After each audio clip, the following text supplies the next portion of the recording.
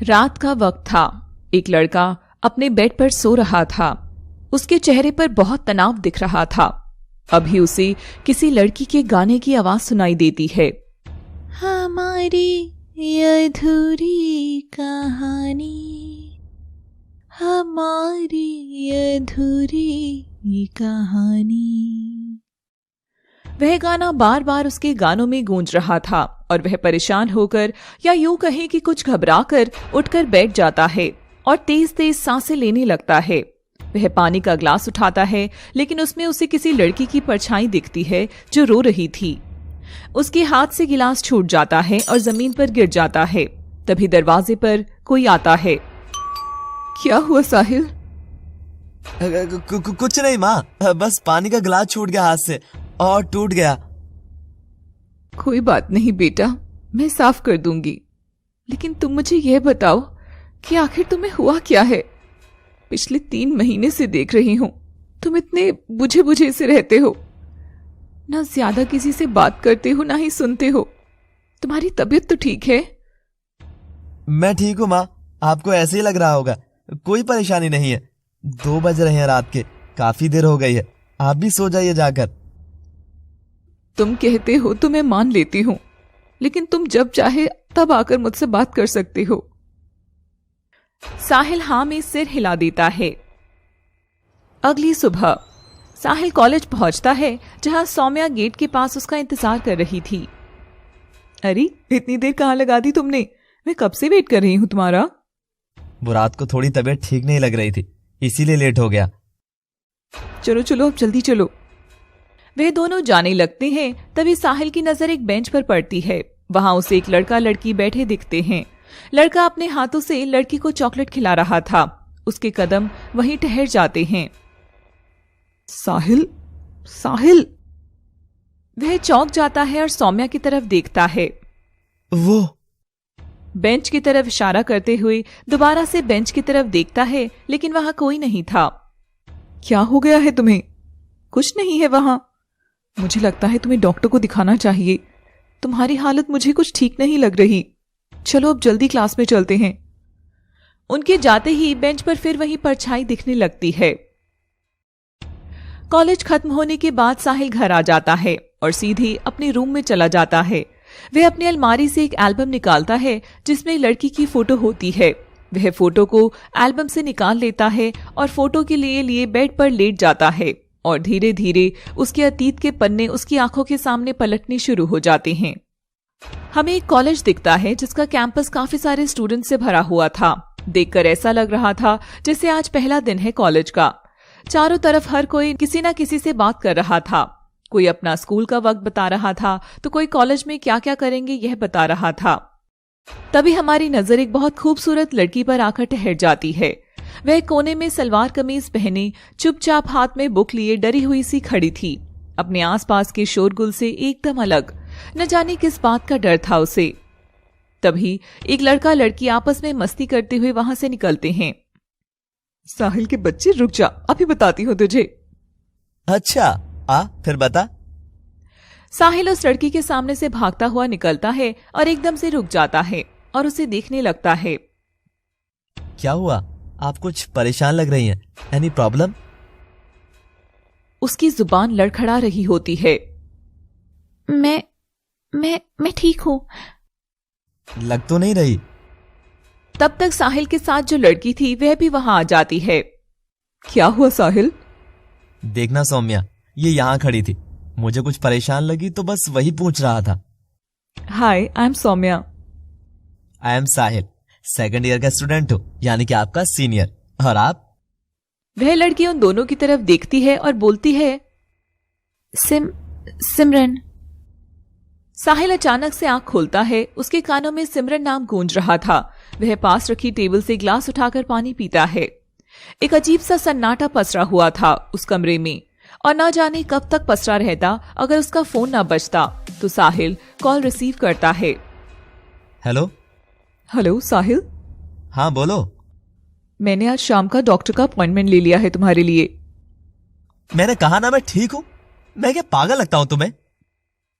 अभी तक तो नहीं हुए हो, लेकिन जिस तरह से तुम जा रहे हो ना, मुझे वह दिन दूर नहीं लगता। अब वह नहीं है। तुम इस बात को मान क्यों नहीं लेते हो? मैं फोन रख रहा हूँ सौम्या। तुम्हारी मर्जी, लेकिन मेरी एक बात याद रखना, यह पागलपन तुम्हें कहीं का नहीं छोड़ेगा एक दिन। और वह फोन काट देती है।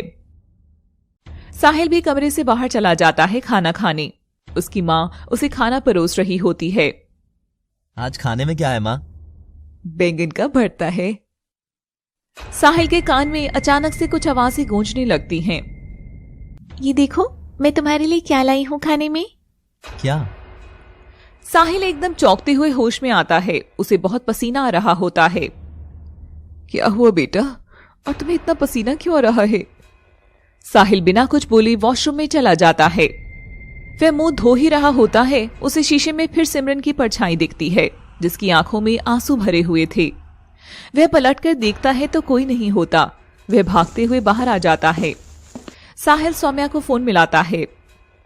कितने बजे चलना है डॉक्टर के पास? तो आखिर मान ही ली ना तुमने मेरी बात। 7 बजे मैं तुम्हारे घर आ जाऊंगी, फिर साथ में चलेंगे। शाम को सौम्या साहिल के घर आती है। नमस्ते आंटी। नमस्ते बेटा। वह साहिल अपने कमरे में है। ठीक है आंटी। वह साहिल के कमरे में जाने लगती है। बेटा 1 मिनट, मुझे तुमसे कुछ बात करनी है।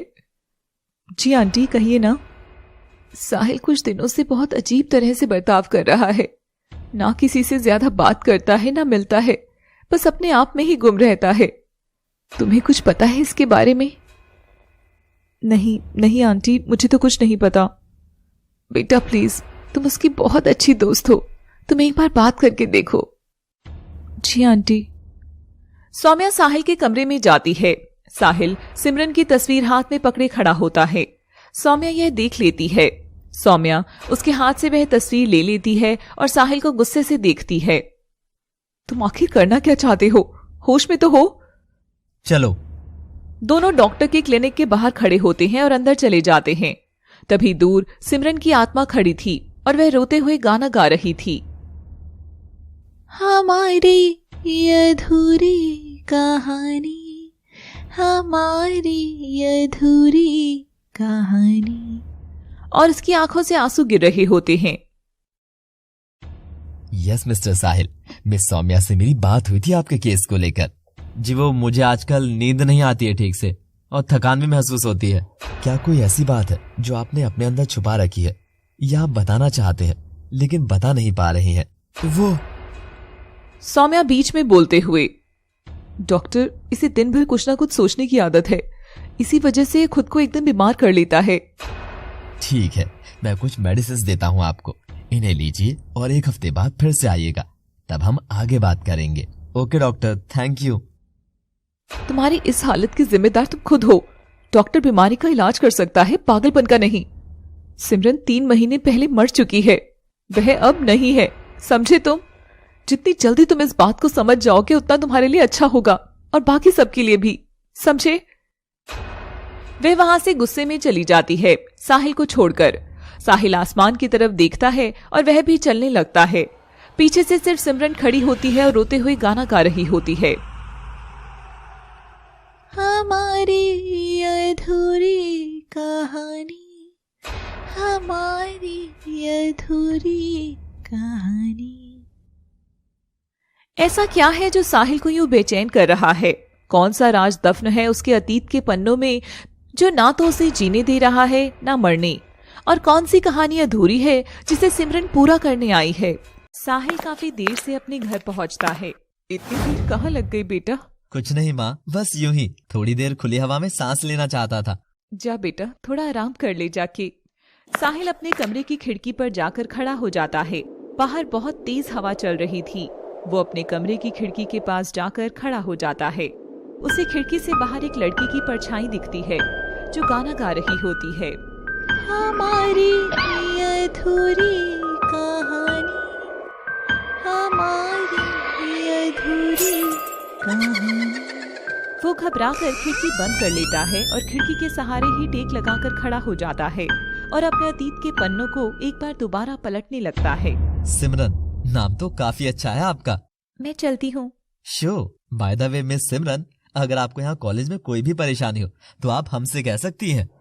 सिमरन कुछ नहीं कहती और चली जाती है। अगले दिन कैंटीन में सीनियर्स अपने जूनियर्स की रैगिंग कर रहे थे। साहिल और सौम्या भी वही थे। सिमरन भी वहीं आ जाती है। साहिल सिमरन की तरफ इशारा करते हुए बोलता है, इससे सवाल मैं पूछूंगा। साहिल सिमरन के पास आकर उसके चारों तरफ चक्कर लगाता है। मिस सिमरन। सिमरन घबराई हुई नजरों से उसे देखती है। उसके होंठ कांप रहे होते हैं। अरे आप तो अभी से इतना घबरा रही हैं। अभी तो मैंने आपसे कुछ पूछा भी नहीं है। सिमरन चुपचाप खड़ी रहती है। चलो कुछ मत करो, बस अपने बारे में कुछ बताओ, अपनी फैमिली के बारे में बताओ। परिवार का नाम सुनते ही सिमरन के पसीने छूटने लगते हैं। एक सीनियर उसे देखकर बोलता है, मुंह में जबान तो है ना? स्टॉप इट गाइस, देख नहीं रहे उसकी क्या हालत हो रही है? वो सिमरन की तरफ देखकर बोलता है, घबराओ नहीं, आराम से बताओ। सिमरन बहुत धीमी और लड़खड़ाती आवाज में बोलती है,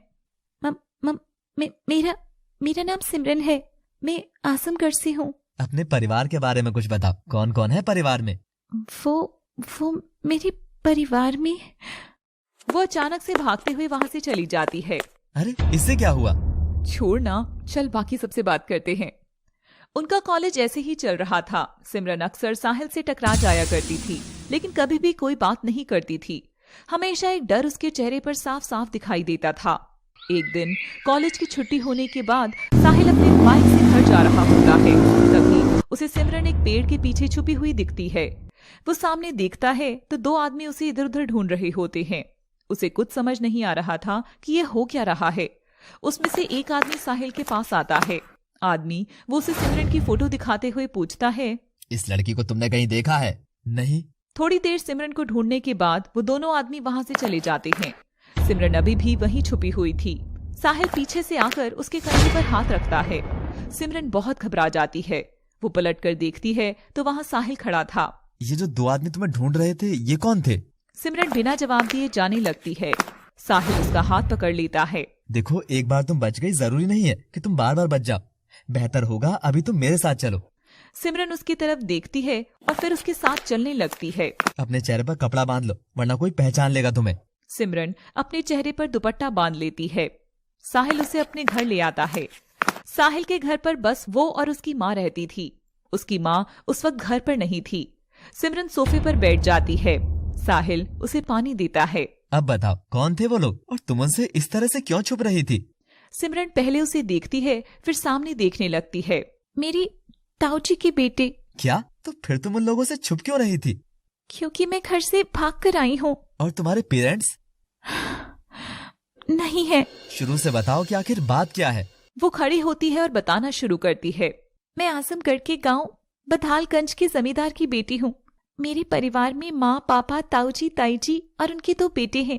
मैं अपने माँ पापा की इकलौती बेटी हूँ। ताऊजी को नशा करने की आदत थी, इसलिए दादाजी ने मेरे पापा को अपनी जायदाद का वारिस बना दिया। ये बात ताऊजी और उनके परिवार को अच्छी नहीं लगी, लेकिन फिर भी वो चुप रह गए। मेरे माँ पापा ने उन्हें और उनके परिवार को सम्मान देने में कभी कोई कमी नहीं रखी, लेकिन किस्मत को कुछ और ही मंजूर था। एक सड़क हादसे में मेरे पापा की मौत हो गई। उस दिन ताऊजी और उनके परिवार ने अपने असली रंग दिखाना शुरू कर दिए और वो रोने लगती है। वो लोग मुझे और मेरी माँ को बहुत तंग करते थे। वो मेरी माँ से वसीयत लेना चाहते थे, क्योंकि मेरे पापा ने प्रॉपर्टी का आधा हिस्सा उनके बेटों के नाम और बचा हुआ आधा मेरे नाम कर दिया था। लेकिन सच ही कहा है किसी ने, लालच बुरी बला है। उन्हें मेरा आधा हिस्सा भी चाहिए था, इसलिए एक दिन उन्होंने मेरी माँ को जिंदा जला दिया।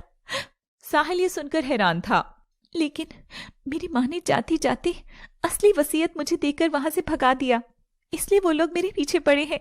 लेकिन तुम यहाँ नैनीताल कैसे पहुंची? शुरू से ही मुझे पढ़ने का बहुत शौक था, इसलिए मैं इंटरनेट पर कॉलेजेस वगैरह सर्च किया करती थी। जब से ताऊजी के अत्याचार हम पर बढ़ गए थे, तब मैंने यहाँ के कॉलेज में अप्लाई कर दिया था। सोचा था माँ को लेकर यहाँ आ जाऊंगी और पुलिस में कंप्लेन कर दूंगी उन लोगों के खिलाफ, पर जैसा हम चाहते हैं वैसा हो जाए ये जरूरी तो नहीं ना। वो लोग मेरे पीछे उसी वसीयत की वजह से पड़े हैं। वो मुझे मारकर सब कुछ हड़प लेना चाहते हैं। लेकिन उन्हें कैसे पता कि तुम यहाँ हो? रेलवे स्टेशन के टिकट काउंटर से मैंने काठ गोदाम की टिकट ली थी, तो जाहिर सी बात है कि इधर के ही इस इलाके में होंगी। काफी ढूंढने के बाद उन्हें पता लग गया कि मैं यहाँ नैनीताल में हूँ। अब तुमने क्या सोचा है? पता नहीं, कुछ नहीं सोचा। तुम आजकल रह कहाँ रही हो? कॉलेज के पास ही एक कमरा किराए पर लिया हुआ था। आज उन्हें उसी का पता चल गया, तभी तो वो आज मुझे ढूंढते हुए आ गए हैं। अब तुम कहाँ जाओगी? नहीं पता। साहिल सौम्या को कॉल करता है। हाँ साहिल। साहिल सौम्या को सारी बात बताता है। क्या तुम सिमरन को कुछ दिनों के लिए अपने घर में रहने दे सकती हो? ठीक है, मुझे कोई प्रॉब्लम नहीं है, मैं अभी मम्मी पापा को बता देती हूँ। ओके। वो फोन रख देता है। अरे ये तुमने क्या किया? मैं सौम्या के घर कैसे रह सकती हूँ? मेरी वजह से वो भी प्रॉब्लम में आ सकती है। डोंट वरी, सौम्या के पापा पुलिस में है, तो तुम्हारे ताऊजी उनसे पंगा लेने की गलती नहीं करेंगे। Thanks. You are welcome friends. Good friends. Sahil Simran को सौम्या के घर ले जाता है। आओ बेटा, सौम्या ने मुझे सब कुछ बता दिया है, तुम बिल्कुल चिंता मत करो, यहाँ तुम्हें किसी तरह का कोई खतरा नहीं है। Thank you uncle. आओ सिमरन, मैं तुम्हें तुम्हारा कमरा दिखा। सौम्या सिमरन को एक कमरे में ले जाती है। Thank you so much. मेरा सामान?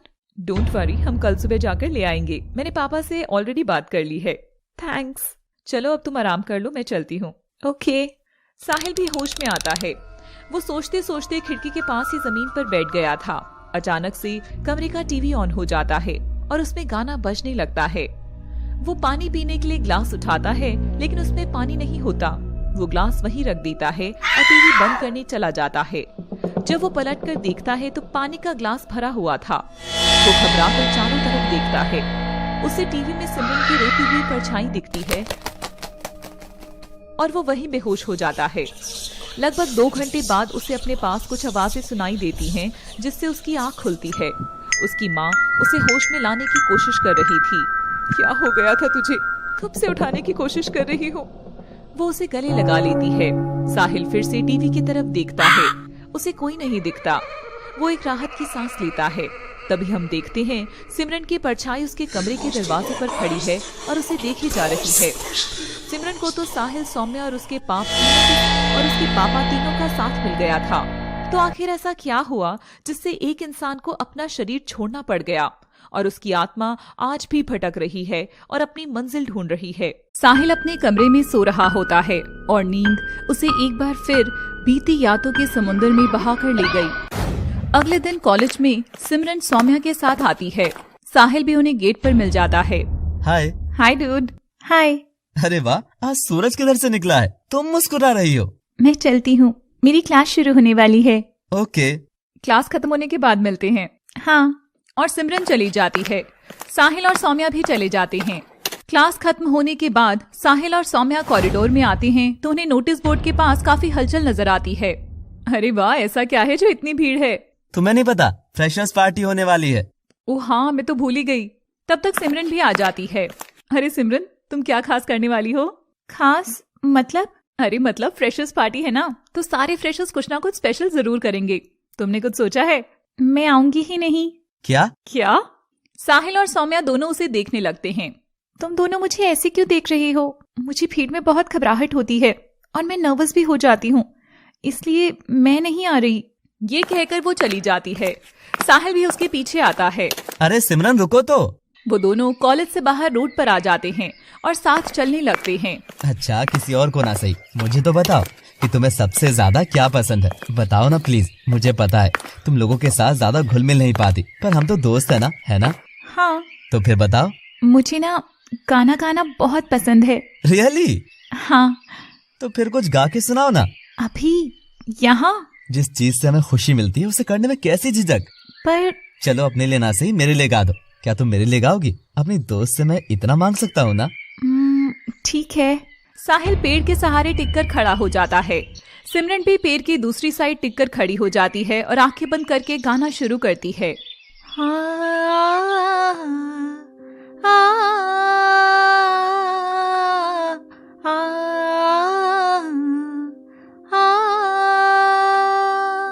मैं जान ये वार दूं, हर जीत भी हार दूं, कीमत हो कोई तुझे बेइंतहा प्यार दूं। मैं जान ये वार दूं, हर जीत भी हार दूं, कीमत हो कोई तुझे बेइंतहा प्यार दूं। सारी हदें मेरी अब मैंने तोड़ दी, देकर मुझे पता, आवारगी बन गए, हाँ हंसी बन गए, हाँ नमी बन गए, तुम मेरे आसमां मेरी ज़मीं बन गए।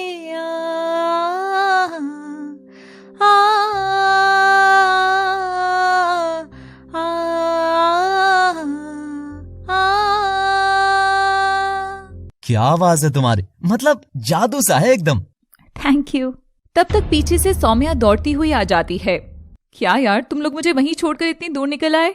वो बात करते हुए आए तो पता ही नहीं चला। कोई नहीं, अब हम लोग घर निकलते हैं। चले सिमरन? हाँ चलो।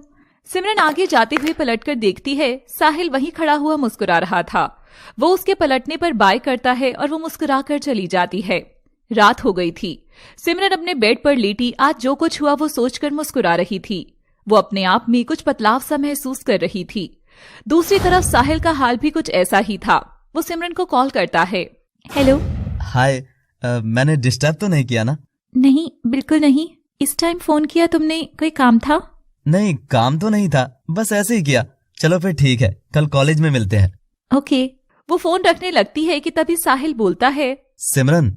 हाँ। अगर तुम फ्रेशर्स में गाओगी तो मुझे बहुत अच्छा लगेगा। बाय। बाय। ऐसे ही एक हफ्ता बीत जाता है और फ्रेशर्स पार्टी का दिन आता है। सिमरन अभी तक पार्टी में नहीं आई थी। साहिल और सौम्या पार्टी में ही थे। पार्टी जोर शोर से चल रही थी। तभी एकदम लाइट्स बंद हो जाती हैं और स्पॉटलाइट एक लड़की पर पड़ती है। वो लड़की और कोई नहीं बल्कि सिमरन ही थी। हाँ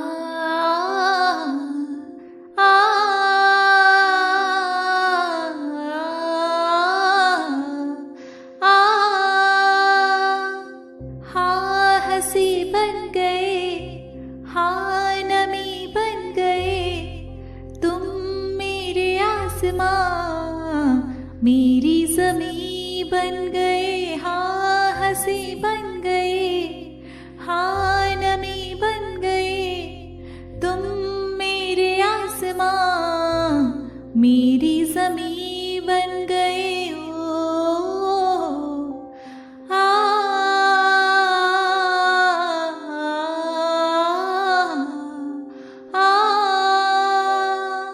हाँ हम बदलने लगे, गिरने संभलने लगे, जब से है जाना तुझे तेरी ओर चलने लगे। हाँ हम बदलने लगे, गिरने संभलने लगे, जब से है जाना तुझे तेरी ओर चलने लगे। हर सफर हर जगह हर कहीं बन गए, मानते थे खुदा और हाँ वही बन गए। हाँ हंसी बन गए, हाँ नमी बन गए, तुम मेरे आसमां मेरी ज़मीं बन गए हो।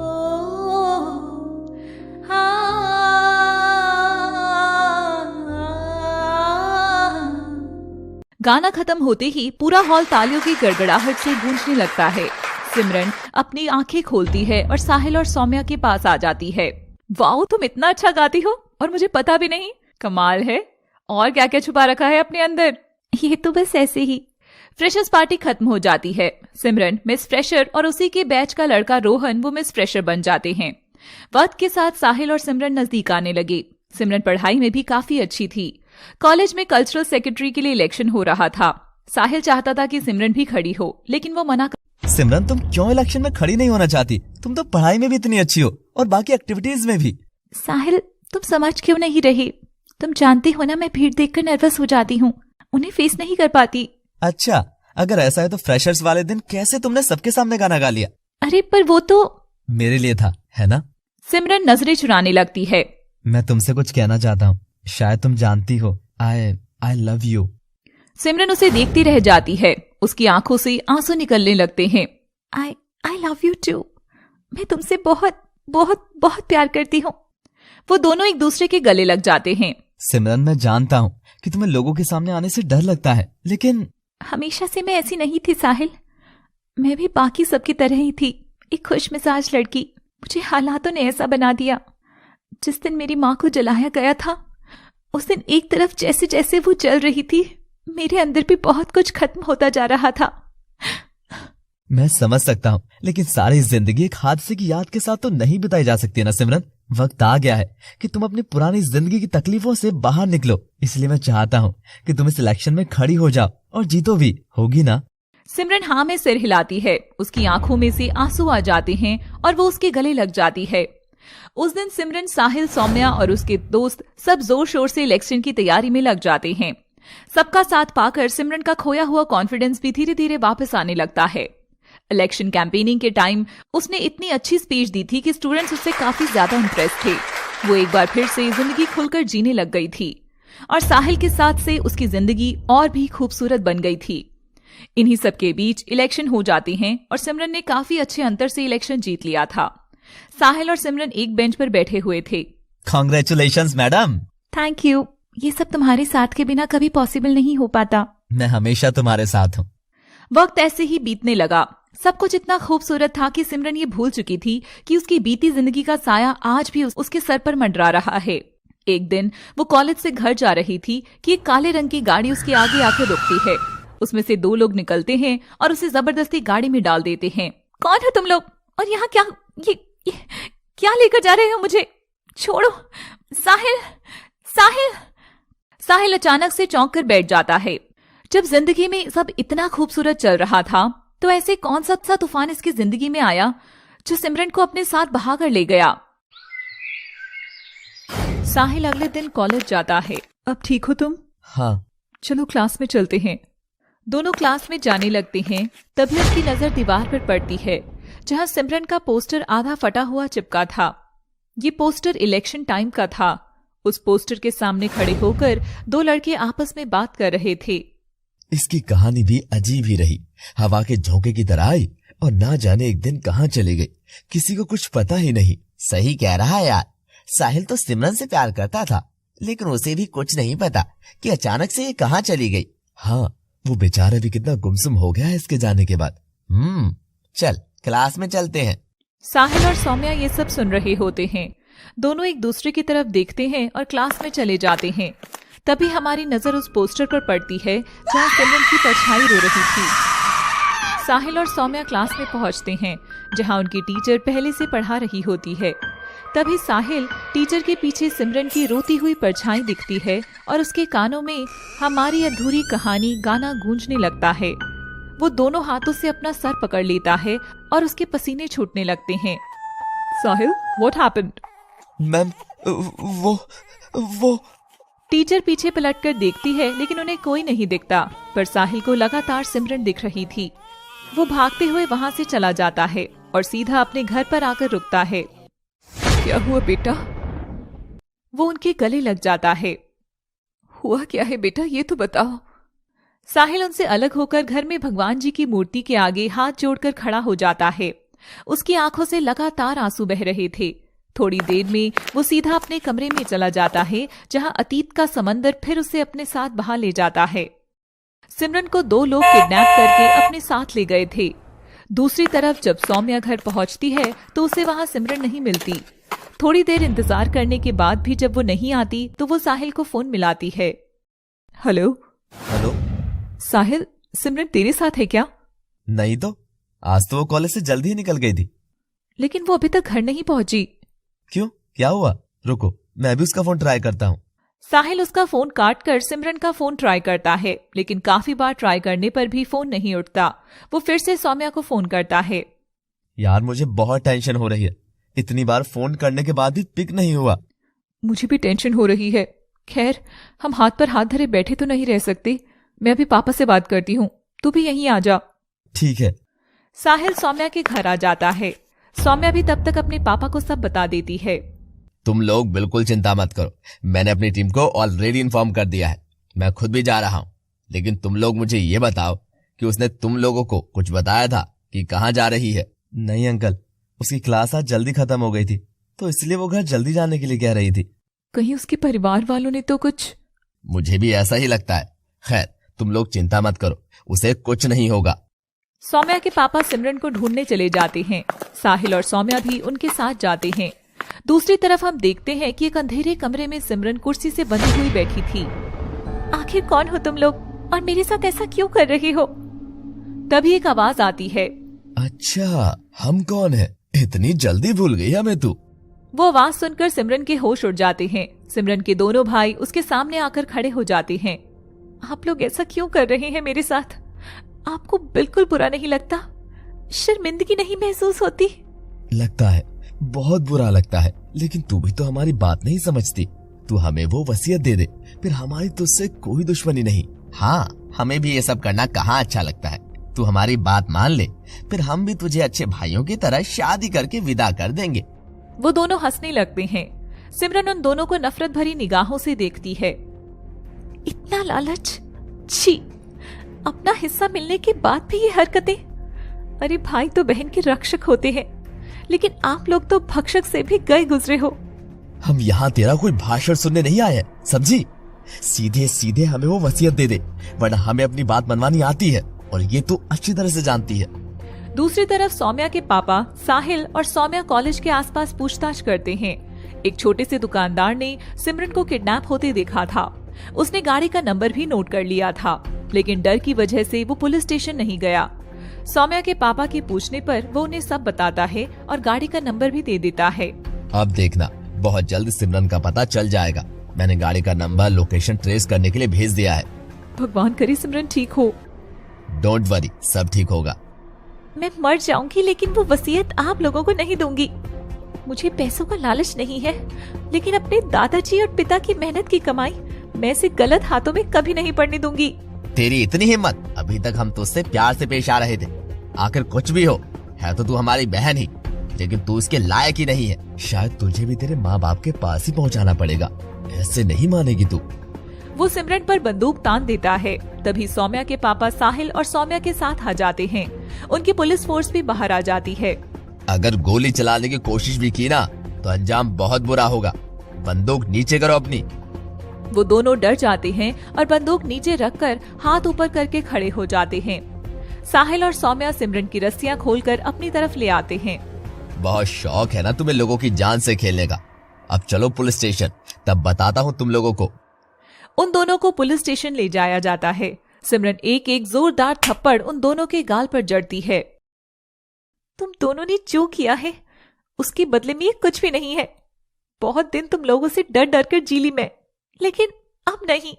सिमरन, हमें माफ। चुप, एकदम चुप। हिम्मत भी मत करना माफी मांगने की। माफी शब्द तुम जैसे लोगों के लिए नहीं है, समझे? बेटी, हमने इनके खिलाफ कंप्लेंट दर्ज कर ली है। अंकल, सिर्फ इनके ही नहीं, बल्कि मैं अपने ताऊजी और ताईजी के खिलाफ भी अपनी माँ को मारने की कंप्लेंट दर्ज कराना चाहती हूँ। मैं उस हादसे की चश्मदीद गवाह हूँ। बहुत हुआ ये सब, अब और नहीं। शाबाश बेटी। सिमरन की गवाही के बाद उसके ताऊजी और उनके पूरे परिवार को सजा हो जाती है। सच ही है, हमें कोई कब तक डरा धमका सकता है जब तक हम उससे डरें और झुकें। सिमरन की जिंदगी अब एक सही दिशा में जाने लगी थी। एक दिन सिमरन और साहिल कैंटीन में बैठे हुए थे। सिमरन, मैं तुमसे कुछ कहना। अचानक तेज हवा से साहिल के कमरे की खिड़की खुलती है और वो अपने अतीत से बाहर आ जाता है। तभी साहिल की माँ उसके कमरे में आती है। अब कैसा महसूस कर रहा है तू? ठीक हूँ। देख बेटा, ये तो मैं समझ चुकी हूँ कि कोई बहुत बड़ी बात है जो तुझे इतना परेशान कर रही है। मेरे इतना पूछने के बाद भी तू नहीं बता रहा, तो जरूर कुछ ऐसा है जो तूने अंदर ही अंदर खाए जा रहा है। अगर ऐसा कुछ है तो तू खुद सोच के क्या कर सकता है। मैं उस दिन का इंतजार करूंगी जब तू मुझे खुद बताएगा। और वो वहां से चली जाती है। बताऊंगा माँ, बहुत जल्द बताऊंगा, क्योंकि अब ये बोझ मैं नहीं उठा सकता। तभी हमारी नजर खिड़की पर पड़ती है, जहां सिमरन की परछाई आंखों में आंसू भरी बस साहिल को देखे जा रही थी। आखिर क्या हुआ था सिमरन के साथ? कौन सा बोझ है जो साहिल अपने मन पर रखे हुए है? साहिल सौम्या को फोन करता है। हेलो। हाँ साहिल, मुझे तुमसे अभी मिलना है। ठीक है, पहाड़ी पर आ जाओ, 1 घंटे में आता हूँ। साहिल और सौम्या क्लिफ पर पहुँचते हैं। बहुत हुआ सौम्या, अब और बर्दाश्त नहीं होता मुझसे। वो अपना सर दोनों हाथों से पकड़ लेता है। मुझे लगता है मैं पागल हो जाऊंगा। मैं जा रहा हूँ पुलिस के पास। साहिल जाने लगता है, लेकिन सौम्या उसका हाथ पकड़ लेती है। तुम पागल तो नहीं हो गए? हमने इतना सब कुछ इसलिए तो नहीं किया था कि तुम एक दिन सब पर पानी फेर दो। किस मिट्टी की बनी हो तुम? तुम्हारी आत्मा नहीं कचोटती तुम्हें? हम दोनों के हाथ खून से रंगे हुए हैं, सिमरन के खून से। वो अपने घुटनों पर बैठ जाता है और रोने लगता है। पूरे माहौल में एक सन्नाटा सा छा गया था। तेज तेज हवाएं चलने लगी थी। ऐसा लग रहा था जैसे सब कुछ बहा कर ले जाएंगी अपने साथ। श्श, आज ये बात अपनी जुबान पर ले आए हो, दोबारा मत लाना। अपने मन में ये बात बिठा लो। हमने कुछ नहीं किया। हमें नहीं पता कि सिमरन कहाँ चली गई। चुप रहने से सच नहीं बदल जाएगा कि हमने उसे मारा है उसकी प्रॉपर्टी के लिए। इस प्लान की शुरुआत तब हुई जिस दिन सिमरन ने मुझे अपनी प्रॉपर्टी के बारे में बताया। साहिल और सौम्या बात कर रहे थे। सिमरन के साथ बहुत गलत किया ना उसके परिवार वालों ने। वैसे देखा जाए तो इतना भी गलत क्या था? क्या मतलब? वो अकेली लड़की थी, उसे इतनी प्रॉपर्टी की क्या जरूरत थी? जरूरत से क्या मतलब है? उसका हक है। तुम ज्यादा आइडियल मत बनो। उसे इस प्रॉपर्टी की क्या जरूरत थी, लेकिन हमारे बहुत काम आ सकती है। ये तुम? सौम्या साहिल का हाथ अपने सर पर रख लेती है। सौम्या एकदम बौखलाते हुए बोलती है, तुम्हें मेरी कसम, देखो उसका तो अब इस दुनिया में कोई है नहीं, लेकिन हम दोनों तो एक दूसरे से प्यार करते हैं ना बचपन से। हमारे सुनहरे भविष्य के लिए मुझे वो प्रॉपर्टी चाहिए। वादा करो मुझसे कि तुम मुझे वो प्रॉपर्टी ला कर दोगे। साहिल बहुत बेमन से हाँ में सिर हिला देता है।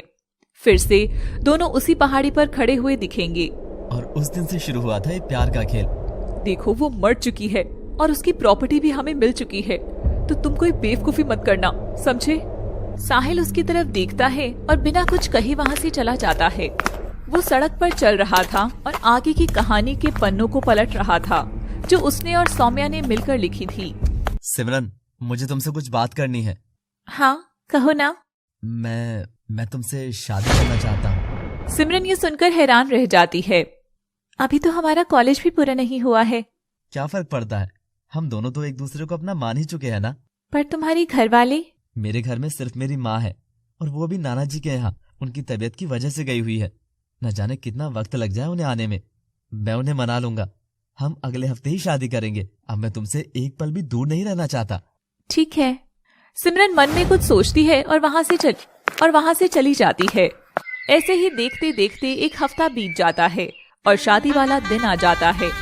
सिमरन दुल्हन के जोड़े में साहिल के साथ मंदिर में खड़ी थी, आंखों में अपनी आने वाली जिंदगी के सपने सजाए। सौम्या भी वहीं थी और पंडित जी हवन कुंड के पास शादी की तैयारी कर रहे थे।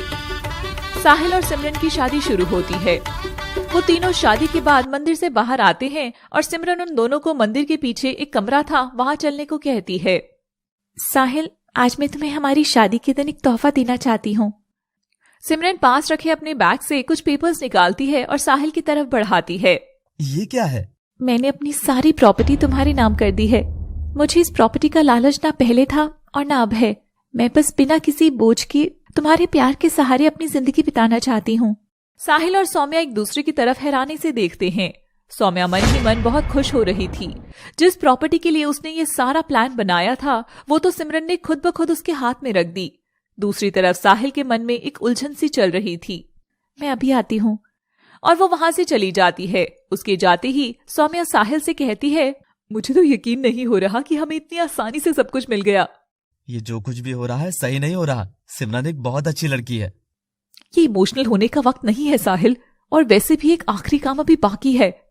साहिल हैरानी से देखते हुए, अब क्या बाकी है? सिमरन को मारना होगा। साहिल एकदम शॉक रह जाता है। तुम्हारा दिमाग तो खराब नहीं हो गया? होश में तो हो तुम? देखो, जो हमें चाहिए था वैसे भी मिल गया है, तो ये सब करने की क्या जरूरत है? अगर वो जिंदा रही तो हम कभी चैन से नहीं जी पाएंगे। तुम्हें क्या लगता है सब कुछ जानने के बाद वो शांत रहेगी? तुम्हें उसे मारना ही होगा। तब तक सिमरन आ जाती है। सिमरन, मैं अब चलती हूँ। वैसे भी न्यूली वेडेड कपल्स को ज्यादा परेशान नहीं करना चाहिए। और वो साहिल को इशारा करते हुए रूम से बाहर छुपकर खड़ी हो जाती है। साहिल एक गहरी सांस छोड़ते हुए कहता है, सिमरन, आज हमारी शादी हुई है, क्या तुम मेरे लिए एक गाना गाओगी? सिमरन मुस्कुराते हुए हाँ में सिर हिलाती है और आंखें बंद करके गाना शुरू करती है। हाँ हंसी बन गए, हाँ नमी बन गए, तुम मेरे आसमां मेरी ज़मीं बन गए हो। आ, आ, आ। वो गाना गा ही रही होती है कि अचानक से उसके मुंह से एक आह निकलती है और वो आंखें खोलती है। उसके पेट में चाकू भोंके साहिल खड़ा था। सिमरन आंखों में आंसू भरे उसकी तरफ हाथ बढ़ाती हुई जमीन पर गिर जाती है और उसकी वहीं मौत हो जाती है। साहिल आंसू भरे उसके पास बैठ जाता है। I am sorry. तब तक सौम्या आ जाती है। चलो जल्दी से इसकी बॉडी को कहीं दफन कर देते हैं। वो दोनों मंदिर के पास ही एक कच्ची जमीन में उसे दफना देते हैं। साहिल यही सब सोचते सोचते उसी जगह पहुंच गया था जहां उन दोनों ने सिमरन को दफनाया था। I am sorry Simran, I am really sorry. अचानक से बहुत तेज हवाएं चलने लगती है और सिमरन की परछाई उसके सामने आने लगती है। वो उसके सामने आ जाती है। साहिल उसे देखता ही रह जाता है।